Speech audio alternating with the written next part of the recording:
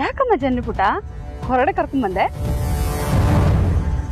ಅವತ್ತು ನೀವು ಊರಿಗೆ ಹೊರಟು ನಿಂತಾಗ ನಾನು ನಿಮ್ಮನ್ನ ಇನ್ನೂ ಸ್ವಲ್ಪ ದಿನ ಇಲ್ಲೇ ಇರಿ ಅಂತ ಯಾಕೆ ಹೇಳ್ದೆ ಹೇಳಿ?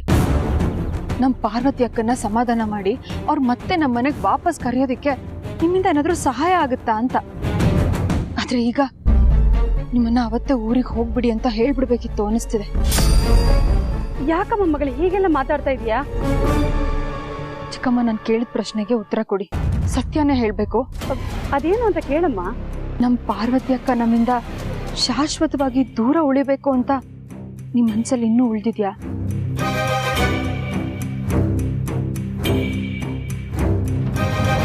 ನಿಮಗೆ ಯಾಕಮ್ಮ ಹಾಗ ಅನ್ನಿಸ್ತಾ ಇದೆ? ನೀವು ಅತ್ತೆ ಮಾವನ ಹತ್ರ ಪಾರ್ವತಿ ಅಕ್ಕನ ಬಗ್ಗೆ ಮಾತಾಡ್ತಾ ಇದ್ದನ್ನ ಕೇಳಿ ನನಗೆ ಹಾಗೆ ಅನ್ನಿಸ್ತಿದೆ ಚಿಕ್ಕಮ್ಮ. ನೀವು ಇಲ್ಲಿಗೆ ಬಂದಾಗಿಂದ ಪಾರ್ವತಿ ಅಕ್ಕನ ಬಗ್ಗೆ ತಪ್ಪು ತಿಳ್ಕೊಂಡು ಅವ್ರ ಮನ್ಸಿಗೆ ನೋವಾಗೋ ತರ ಮಾತಾಡ್ತಿದ್ರಿ. ನಿಮಗೆ ಎಷ್ಟೇ ತಿಳಿ ಹೇಳಿದ್ರು ಅವರಿಂದ ನನಗೆ ತೊಂದರೆ ಆಗುತ್ತೆ ಅಂತ ದಾರಿ ಗಟ್ಗಟ್ಟಿ ಅವ್ರಿಗೆ ಅವಮಾನ ಮಾಡ್ತಾ ಇದ್ರಿ.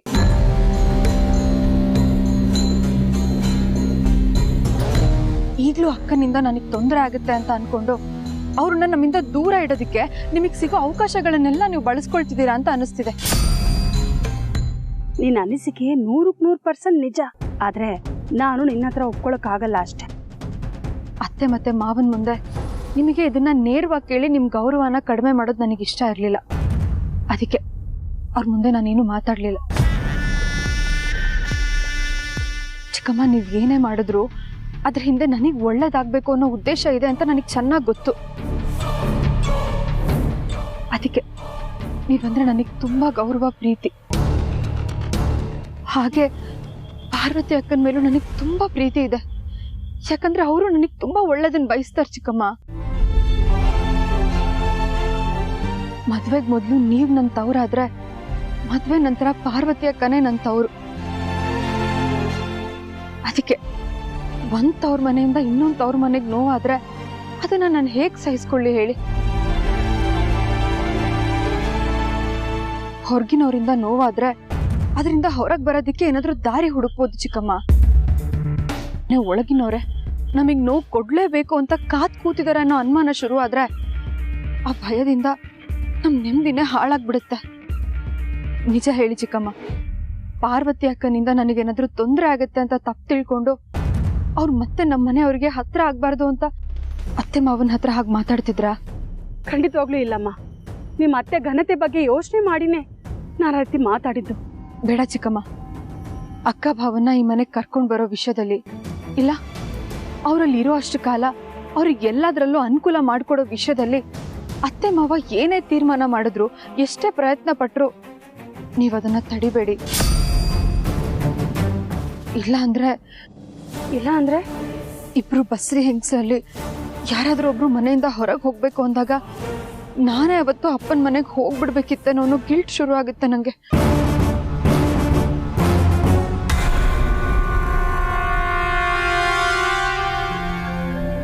ಅಯ್ಯೋ, ನಾನ್ ಪಾರ್ವತಿನ ದೂರ ಇಡಕ್ ನೋಡಿದ್ರೆ ಇವಳು ಈ ಮನೆಯಿಂದನೇ ದೂರ ಹೋಗೋ ಮಾತಾಡ್ತಾ ಇದ್ದಾಳಲ್ಲ. ನಾನು ಇದಕ್ಕೆ ಬೇರೆ ದಾರಿಯಲ್ಲೇ ಆಟ ಆಡ್ಬೇಕು. ಮೊದಲು ನನ್ನ ಮಗಳನ್ನ ಸಂತೋಷವಾಗಿ ಇಟ್ಕೋಬೇಕು. ಏನ್ ಹೇಳ್ತಾ ಇದ್ದೀರಾ? ಮತ್ತಿನ್ನೇನು ದೊಡ್ಡ ಯಜಮಾನರು, ನಾನು ಆಗ್ಲಿಂದ ಗಮನಿಸ್ತಾನೆ ಇದ್ದೀನಿ. ಅವಳಿಗೆ ಒಂದು ಕೆಲಸ ಮಾಡೋದಕ್ಕೂ ಬಿಡ್ತಿಲ್ಲ. ಅಡುಗೆ ಮಾಡ್ತೀನಿ ಅಂದರೆ ಅದಕ್ಕೂ ಬಿಡಲ್ಲ, ಕಾಫಿ ಲೋಟ ಎತ್ತಿಡೋದಕ್ಕೂ ಬಿಡೋದಿಲ್ಲ. ಅದಕ್ಕೆ ನಾನು ತಮಾಷೆ ಮಾಡಿದೆ, ಬೇರೆ ಯಾರ್ದಾದ್ರು ಮನೇಲಿ ಕೆಲಸಕ್ಕೆ ಸೇರ್ಕೊಂಡಿದ್ಯಾ ಅಂತ. ಬೆಳಿಗ್ಗೆಯಿಂದ ದುಡ್ದಿರೋದೇ ಸಾಕು, ವಿಶ್ರಾಂತಿ ತಗೋ ಅಂತ ಅವಳು ಬಲವಂತ ಮಾಡ್ತಾನೆ ಇದ್ದೀರಾ.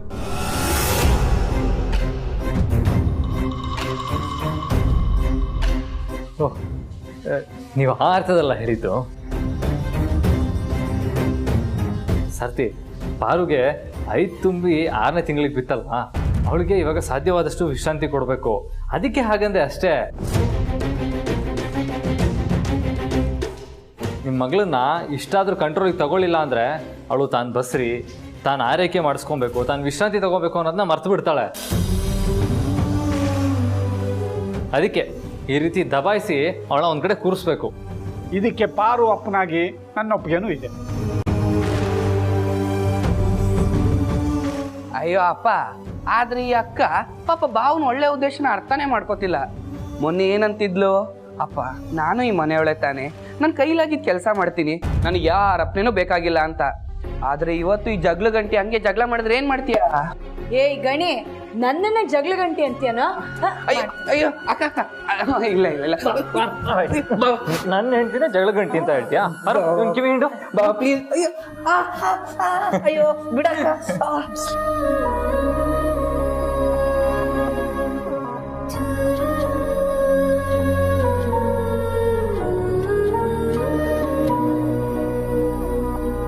ನೀವಿಬ್ಬರು ಯಾವಾಗಲೂ ಹೀಗೆ ಇರಿ ದೊಡ್ಡ ಯಜಮಾನ್ರೆ. ನೆನ್ನೆ ನೀವಿಬ್ಬರು ಬಿಗುಮ ಅಂದಿಂದ ಇದ್ದಿದ್ದು ನೋಡಿ ಗಣಿಗೇನೋ ಸಮಜಾಯಿಷಿ ಕೊಟ್ಟೆ, ಆದರೆ ನನಗೆ ಒಳಗೊಳಗೆ ಆತಂಕ ಇತ್ತು. ನೀವಿಬ್ಬರ ಮಧ್ಯೆ ಏನಾದರೂ ಮನಸ್ತಾಪ ಇದೆಯಾ ಅಂತ ಇಡೀ ರಾತ್ರಿ ಯೋಚನೆ ಮಾಡಿದ್ದೀನಿ ಗೊತ್ತಾ? ನಿಮ್ಮಿಬ್ಬರ ಮಧ್ಯೆ ಏನಾದರೂ ಮನಸ್ತಾಪ ಶುರುವಾಗಿದೆಯಾ ಅಂತ ನಿನ್ನೆ ರಾತ್ರಿ ಇಡೀ ಯೋಚನೆ ಮಾಡಿದ್ದೀನಿ ಗೊತ್ತಾ? ಆದರೆ ಈಗ ನೀವಿಬ್ಬರು ಹೀಗೆ ಅನ್ಯೋನ್ಯವಾಗಿರೋದನ್ನು ನೋಡಿ ತುಂಬ ಖುಷಿ ಆಗ್ತಿದೆ. ಯಾವಾಗಲೂ ಹೀಗೆ ಇರಿ.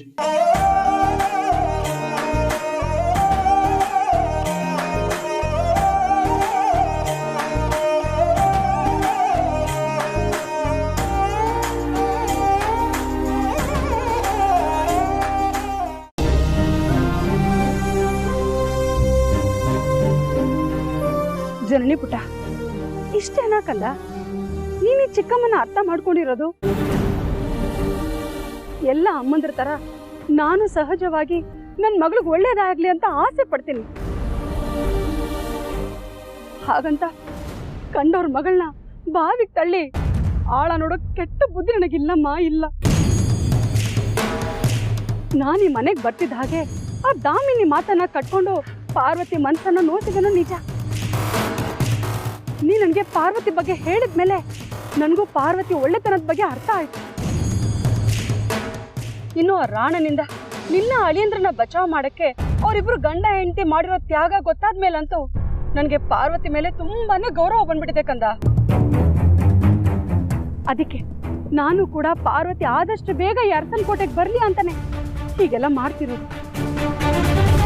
ಕೆಲವು ಸಲ ಏನಾಗುತ್ತೆ ಗೊತ್ತಾ ಮಗಳೇ, ನಾವು ಮೈ ಮೇಲೆ ಬಿದ್ದು ಹತ್ರ ಹೋದಷ್ಟು ಜನ ನಮ್ಮಿಂದ ದೂರ ಹೋಗ್ತಾರೆ. ಅದೇ ನಮ್ಮ ಪಾಡಿಗೆ ನಾವು ಸುಮ್ಮನಿದ್ಬಿಟ್ರೆ ಅವ್ರಾಗ ಅವರೇ ನಮಗ್ ಹತ್ರ ಆಗ್ತಾರೆ. ಹಾಗೆ ನಿಮ್ ಪಾರ್ವತಿ ಅಕ್ಕಂಗೂ ನಿಮ್ ಭಾವಂಗೂ ಅವ್ರ ಪಾಡಿಗೆ ಅವ್ರನ್ನ ಬಿಟ್ಬಿಟ್ರೆ ಆದಷ್ಟು ಬೇಗ ಅವ್ರಿಗೆ ಮನೆಗೆ ಬರ್ಬೋದೇನೋ ಅಂತ ನಾನಾಗ ಅಂದೆ ಕಂದ. ನಿನಗ ಅದು ಬೇಜಾರಾಗತ್ತೆ ಅನ್ನೋದಾದ್ರೆ ನಾನು ಇನ್ ಮುಂದೆ ಹಾಗೂ ಮಾತಾಡೋದೇ ಇಲ್ಲ, ಸರಿನಾ? ಆದ್ರೆ ಇದೇ ಕೊನೆ. ಇನ್ನೊಂದ್ಸಲ ನೀನು ನಿಮ್ಮ ಅಪ್ಪನ ಮನೆಗೆ ಹೋಗ್ಬೇಕಾಗಿತ್ತು ಅಂತ ಮಾತ್ರ ಹೇಳ್ಬಾರ್ದು, ಸರಿನಾ? ಯಾಕಂದ್ರೆ ನೀನು ನಿಮ್ ಪಾರ್ವತಿ ಅಕ್ಕನ ತ್ಯಾಗಕ್ಕೆ ಬೆಲೆ ಕೊಡ್ಬೇಕು ಅಲ್ವಾ? ನೊಂದ್ಕೋಬೇಡ ಕಂದ, ನೊಂದ್ಕೋಬೇಡ.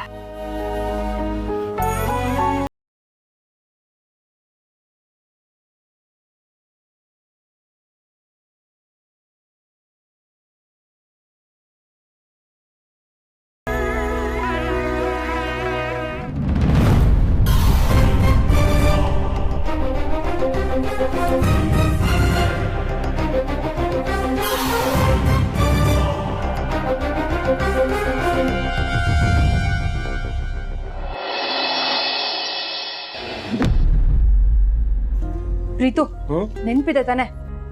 ಅತ್ತೆ ಮಾವನ್ ಪ್ರಕಾರ ಇವತ್ತು ಈಗ ನೀನನ್ನ ಹೊರ ಕರ್ಕೊಂಡು ಹೋಗ್ತಾ ಇದೀಯ. ಆದ್ರೆ ನಾವು ನಿಜವಾಗ್ಲೂ ಆಚೆ ಹೋಗ್ತಿರೋದು ಬ್ರೋ ಮತ್ತೆ ಅದಕ್ಕೆ ವಿಷಯದಲ್ಲಿ ಪತ್ತೆದಾರಿ ಕೆಲಸ ಮಾಡಕ್ಕೆ, ರೈಟ್? ಎಸ್. ಆದ್ರೂ ಜನನಿ ನಮ್ಮವ್ರ ಬಗ್ಗೆ ಪತ್ತೆದಾರಿ ಕೆಲಸ ಬೇಕಾ? ಇದೊಂದು ವಿಷಯದಲ್ಲಿ ಬೇಕು ಪ್ರೀತು. ಏನ್ ಪ್ರೀತು ಬೇಜಾರ್ ಮಾಡ್ಕೊಂಡು ನಿಂತಿದ್ಯಲ್ಲ? ನಾನೇನೋ ನಿಮ್ಮ ಅಣ್ಣ ಅದಕ್ಕೆಗೆ ಏನೋ ಅನ್ಯಾಯ ಮಾಡೋದಿಕ್ ಹೊರಟಿದ್ದೀನಿ ಅನ್ನೋ ತರ. ನಾನ್ ಹೊರಟಿರೋದು ಅಕ್ಕ ಭಾವ ಯಾವ್ದಾದ್ರು ಕಷ್ಟದಲ್ಲಿ ಸಿಕ್ಕಾಕೊಂಡಿದಾರ ಅಂತ ಪತ್ತೆ ಮಾಡೋದಿಕ್ಕೆ. ಅದ್ ನೆನ್ಪಿರ್ಲಿ ನಿಂಗೆ. ಪ್ರೀತು, ಈ ಸಲ ಏನಾದ್ರು ಆ ರಾಣನ್ ತರ ಮತ್ಯಾರ್ದೋ ಒತ್ತಡಕ್ಕೆ ಸಿಕ್ಕಾಕೊಂಡಿದ್ರೆ, ಇಲ್ಲ ಬೇರೆ ಯಾರಿಂದನಾದ್ರೂ ಪ್ರಾಬ್ಲಮ್ಸ್ ಫೇಸ್ ಮಾಡ್ತಿದ್ದಾರೆ ಅಂತ ನನಗೇನಾದ್ರೂ ಗೊತ್ತಾದ್ರೆ ಸೀದಾ ಬಂದು ಅತ್ತೆ ಮಾವನ ಹತ್ರ ಹೇಳ್ತೀನಿ. ಆಮೇಲೆ ನಮ್ ಇಡೀ ಅರಸನ್ ಕೋಟೆ ಸೈನ್ಯ ಒಂದ್ ಕಡೆ, ಆ ಶತ್ರುಗಳ ಸೈನ್ಯ ಇನ್ನೊಂದ್ ಕಡೆ. ಆಮೇಲೆ ಸಾಕು ಮೂವಿ ನೋಡೋಕ್ಕಿಂತ ಮುಂಚೆನೆ ಯಾರು ರಿವ್ಯೂ ಬರೆಯಲ್ಲ. ಆಮೇಲೆ ಲಿಸನ್, ಬ್ರೋ ಅದಕ್ಕೆ ಬಿಹೇವಿಯರು, ಪಾರ್ವತಿ ಅದಕ್ಕೆ ಹಾಕ್ತಿರೋ ನಿನ್ನ ಡ್ರೆಸ್ ಕೋಡ್ ಸೀಕ್ರೆಟ್ ಗೊತ್ತಾಗೋವರೆಗೂ ಅದು ನಿನ್ನ ಇಮ್ಯಾಜಿನೇಷನ್ ಮಾತ್ರ, ನನ್ನ ಇಮ್ಯಾಜಿನೇಷನ್ ಅಲ್ಲ. ನನಗೆ ಇನ್ಫಾರ್ಮೇಶನ್ ಬೇಕು, ಅದು ಸಾಲಿಡ್ ಪ್ರೂಫ್ ಜೊತೆಗೆ. ಆಗಲ್ಲ ಗುರು. ಮತ್ತಿನ್ನೇನು, ರೂಮ್ ಒಳಗೆ ನನ್ನ ನಿಲ್ಸ್ಕೊಂಡು ನನಗೆ ಇನ್ಫಾರ್ಮೇಶನ್ ಬೇಕು, ಪ್ರೂಫ್ ಬೇಕು ಅಂತ ಕೇಳಿದ್ರೆ ಎಲ್ಲಿಂದ ತರಲಿ ನಾನು? ಸರಿ ಸರಿ, ಈಗ ಇದೇ ಸ್ಮೈಲ್ ಅಲ್ಲಿ ನನ್ನನ್ನ ಅರ್ಸನ್ ಕೊಟ್ರೆ ಟರ್ನಿಂಗ್ ವರ್ಗೂ ಬಿಟ್ಬಿಡು. ಅಲ್ಲಿಂದ ನಾನು ಪಾರ್ವತಿ ಅಕ್ಕನ ದಾರಿ ಹಿಡಿತೀನಿ. Okay madam.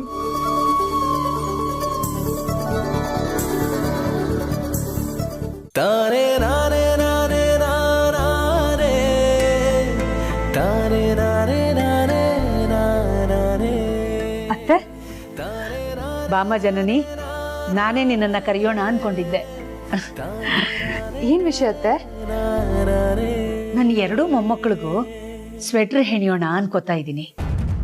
ಯಾವ ಕಲರ್ ಕಾಂಬಿನೇಷನ್ ಅಲ್ಲಿ ಮಾಡಿದ್ರೆ ಚೆನ್ನಾಗಿರುತ್ತೆ? ಇದು ನಿಮ್ಮ ಮೊಮ್ಮಗು ಅತ್ತೆ, ನಿಮಗೆ ಯಾವ್ದು ಇಷ್ಟನೋ ಆ ಕಲರ್ ಕಾಂಬಿನೇಷನ್ ಮಾಡಿ, ನನಗೆ ಸಂತೋಷನೇ. ಪಾರ್ವತಿನಂತೂ ಹೋಗಿ ಕೇಳಕ್ಕಾಗಲ್ಲ, ನಿನ್ನನ್ನಾದ್ರೂ ಕೇಳೋಣ ಅಂತ ಅನ್ಕೊಂಡೆ. But thank you very much ನನ್ನ ಮೇಲೆ ಇಷ್ಟೊಂದು ವಿಶ್ವಾಸ ಇಟ್ಟಿರೋದಕ್ಕೆ. ನೋಡ್ತಾ ಇರು, ಇಬ್ರು ಮೊಮ್ಮಕ್ಕಳಿಗೂ ಒಂದೇ ಕಲರ್ ಕಾಂಬಿನೇಷನ್ ನಲ್ಲಿ ಒಂದೇ ತರ ಸ್ವೆಟರ್ ಹೆಣಿತೀನಿ. ಬಾ ಕೂತ್ಕೋ, ನಿನ್ಗೂ ಕಾಲ್ಚೀಲ ಹೆಣಿಯೋದನ್ನ ಹೇಳ್ಕೊಡ್ತೀನಿ. ಸಾರಿ ಅತ್ತೆ. ಯಾಕಮ್ಮ? ಅದು ಮನೇಲಿ ಕೂತು ಕೂತು ತುಂಬಾ ಬೋರ್ ಆಗ್ತಿತ್ತು, ಅದಕ್ಕೆ ಇವತ್ತು ಪ್ರೀತು ಜೊತೆ ಆಫೀಸಿಗೆ ಹೋಗೋಣ ಅಂತ ಪ್ಲಾನ್ ಮಾಡ್ಕೊಂಡು ಬಂದ್ವಿ. ಅಷ್ಟೇನಾ? ಸಂತೋಷವಾಗಿ ಹೋಗ್ಬಾ. ಅಲ್ಲೂ ಕೂತು ಬೋರ್ ಆದ್ರೆ ನಿನ್ ಗಂಡನ್ ಹಾರಿಸ್ಕೊಂಡು ಎಲ್ಲಿಗ್ ಬೇಕಾದ್ರೂ ಹೋಗ್ಬಾ ಅಮ್ಮ, ನನ್ ಪೂರ್ತಿ ಪರ್ಮಿಷನ್ ಇದೆ.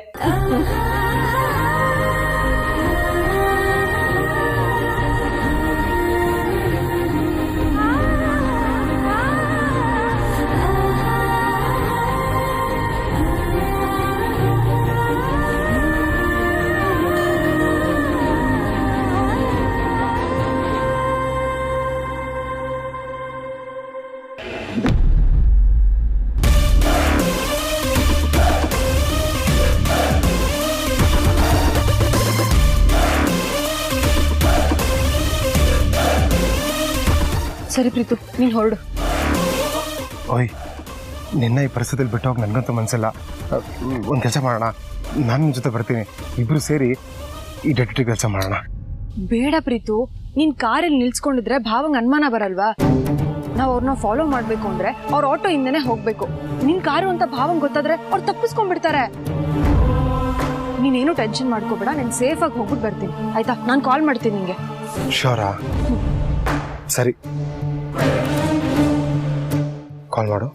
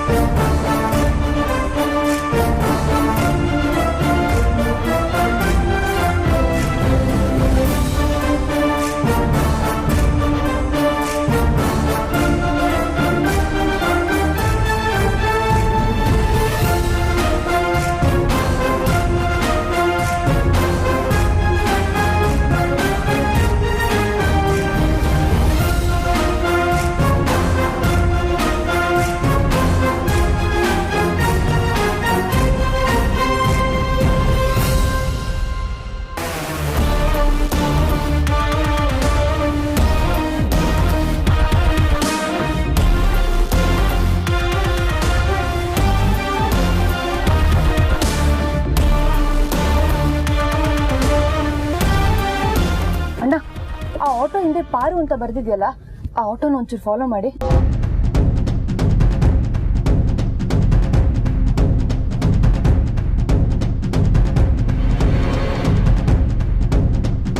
ಅಣ್ಣ ಒಂಚೂರು ಸ್ಪೀಡಾಗಿ ಹೋಗಿ.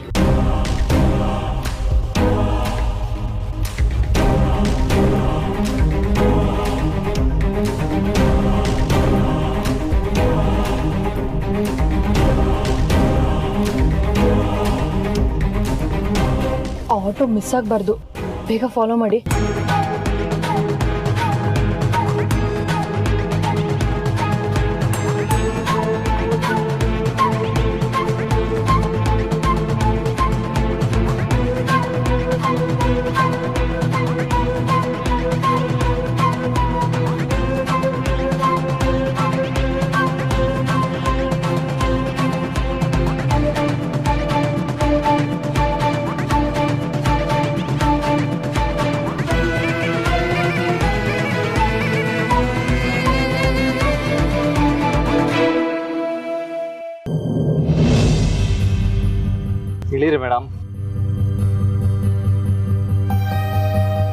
ಇದೇನಿದು ಯಜಮಾನ್ರೆ ಮೇಡಮ್ ಅಂತಲ್ಲ ಅನ್ಕೊಂಡು ನೀವ್ ನನ್ಗೆ ತಾಳಿ ಕಟ್ಟಿರೋ ಗಂಡ. ನಾನು ಯಾವ ಸೀಮೆ ಗಂಡ ಪಾರು? ಸಾಮಾನ್ಯವಾಗಿ ಗಂಡ ಅದನ್ನು ಹೆಂಡತಿನ ಈ ರೀತಿ ರಸ್ತೆಯಲ್ಲಿ ಬಿಟ್ಟು ಹೋಗ್ತಾನ? ಹೆಂಡತಿ ಹೋಗ್ಬೇಕಾಗಿರೋ ಮನೆ ಬಾಗ್ಲಿಗೆ ಕರ್ಕೊಂಡು ಹೋಗ್ಬಿಟ್ಟು ಹೋಗ್ತಾನೆ. ನಾನು ಅಲ್ಲಿಗೆ ಬಂದು ನೋಡಿ ಮೇಡಮ್, ಇವಳು ನನ್ನ ಹೆಂಡತಿ, ನಾನು ಅವಳ ಗಂಡ, ಇವಳು ಹೊಟ್ಟೆಲಿ ನಮ್ಮ ಮಗು ಬೆಳೀತಾ ಇದೆ ಅಂತ ಹೇಳಬೇಕು ಅಂತ ಅನ್ಕೋತೀನಿ. ಆದರೆ ಏನು ಮಾಡೋದು, ಪರಿಸ್ಥಿತಿ ನಿನ್ನ ಮನೆಗಿಂತ 3 ಮಾರು ದೂರ ಬಿಟ್ಟು ಹೋಗುವಂಥ ಪರಿಸ್ಥಿತಿ ಬಂದಿದೆ. ಕೆಲವು ತಿಂಗಳುಗಳಷ್ಟೇ ಅಲ್ವಾ ಯಜಮಾನ್ರೆ, ದಯವಿಟ್ಟು ಬೇಜಾರು ಮಾಡ್ಕೋಬೇಡಿ. ಬೇಜಾರು ಮಾಡ್ಕೊಳ್ತಾ ಇರೋದಕ್ಕೆ ಟ್ರೈ ಮಾಡ್ಬೋದು ಅಷ್ಟೇ ಪಾರು. ನೀವ್ ಹೀಗೆ ಬೇಜಾರು ಮಾಡ್ಕೊಂಡ್ರೆ ನನ್ಗೆ ಹೇಗೆ ಹೋಗೋದಕ್ಕಾಗುತ್ತೆ? ಸರಿ ಬೇಡ ಬಿಡು, ಬಾ ಮನೆಗೆ ಹೋಗೋಣ.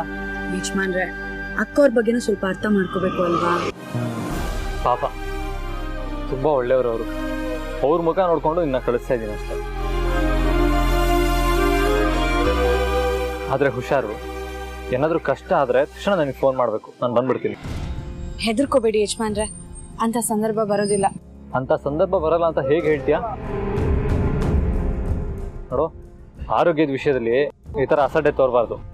ಅದು ನನಗೆ ಇಷ್ಟ ಇಲ್ಲ ಅಂತ ನಿನ್ಗೆ ಗೊತ್ತು ತಾನೆ. ನಾನು ಫೋನ್ ಮಾಡಿದಾಗ ನೀನು ಫೋನ್ ತೆಗಿಬೇಕು, ಅರ್ಥ ಆಯ್ತಾ? ಸರಿ ಯಜಮಾನ್ರೆ, ನಾನು ಹೋಗಿ ಬರ್ತೀನಿ.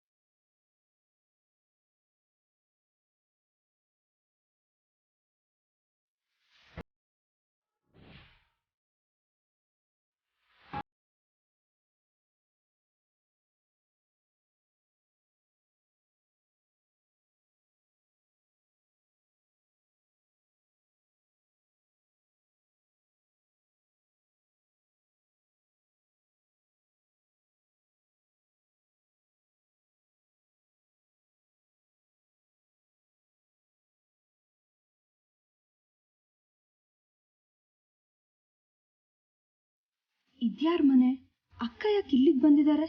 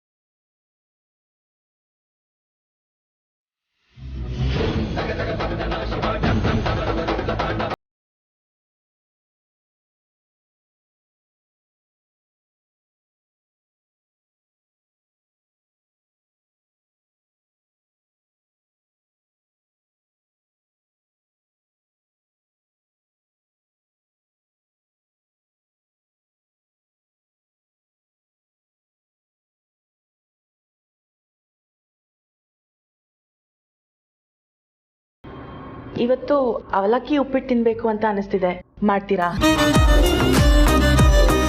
ಮಾಡ್ಕೊಡ್ತೀನಿ ಅಕ್ಕವ್ರೆ.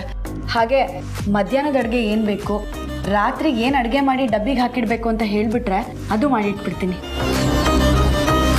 ತಿಂಡಿ ತಿಂದಾದ್ಮೇಲೆ ಊಟಕ್ಕೆ ಏನು ಮಾಡಬೇಕು ಅಂತ ಹೇಳ್ತೀನಿ, ಓಕೆನಾ?